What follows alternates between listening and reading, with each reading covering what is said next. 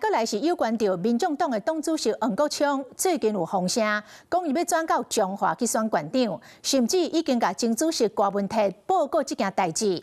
黃國昌早起就廣播節目是笑笑也無回答，但是伊嘛無否認。台灣民眾黨會有最大的誠意跟善意，用最好的方法挑選最強的團隊。所以彰化不會考慮啦，敢會考慮彰化？黃國昌笑笑也無信，畢竟眼前新北南北下民調4月底結果出來，如今傳出伊可能轉戰來選彰化縣長，甚至已經甲前主席郭文鐵報告。阿北主席來選彰化縣長好不好？當然很好啊，當然很好。你不要隨便幫人家回答問題好不好？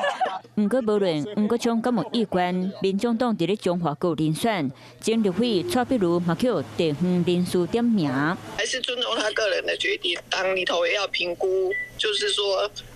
他不是在選新北市嗎？蔡壁如會中唱會戲，畢竟過去黃國昌鎖定新北，伊是經營中部地區。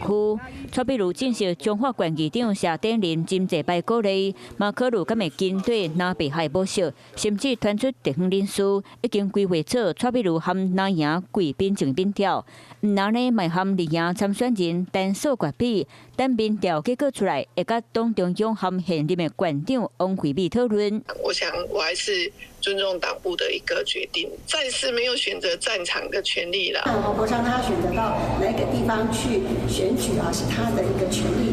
不過，選民要不要投給他，是選民的權利。民進黨看南北戰局，就看上尾人選彰化鄉親敢會支持。2026哪裡杯想會當出線，充滿變數。Hello， 我是莊慧琪。想要搶先掌握最及時的新聞資訊嗎？趕快訂閱、按讚、開啟小鈴鐺，鎖定華視新聞 YouTube 頻道。